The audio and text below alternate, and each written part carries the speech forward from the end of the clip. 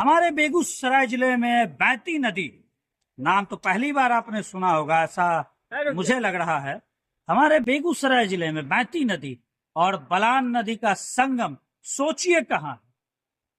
कुछ समझ में नहीं आया ना, तो आपको बता दें, कभी बेगूसराय जिले के डीह पर गांव में आइए, वहां स्लुइस गेट है।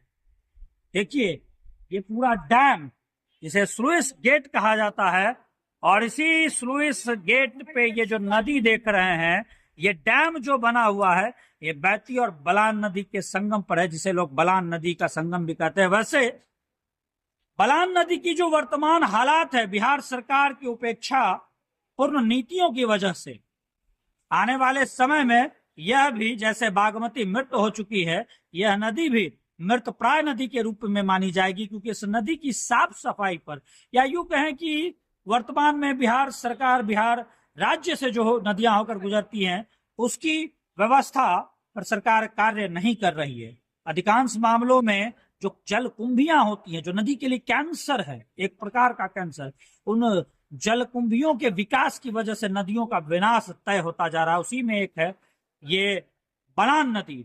जिस बैती और बलान नदी के संगम पर आप ये स्लुइस गेट देख रहे हैं, आपके बेगूसराय जिले का एक पर्यटन स्थल, ये भी एक पर्यटन स्थल के रूप में विकसित हो सकता था। लेकिन जो हाल हमारे बेगूसराय जिले के जमंगला गढ़ का है, जो हाल हमारे बेगूसराय जिले के कांवर झील का है, वही हाल इस टूरिस्ट प्लेस का भी है।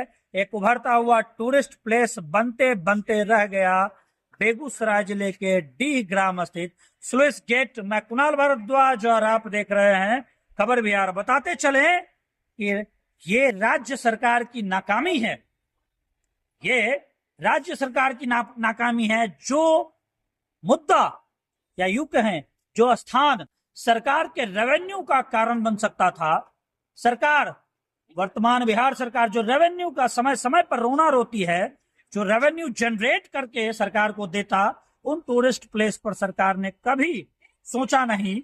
और आज बेगूसराय जिले के जो टूरिस्ट, कहिए कि टूरिज्म का जो बेनिफिट्स बेगूसराय जिले को मिलना चाहिए था, उसका जो दर्द हाल है, वो हम आपके बीच स्लुइस गेट के माध्यम से, पिछले में समय जमंगला गढ़ को भी दिखाया, उसके पहले हमने कांवर झील के भी बदहाल स्थिति को दिखाया, आज स्लुइस गेट से आपके बीच लेकर आए हैं।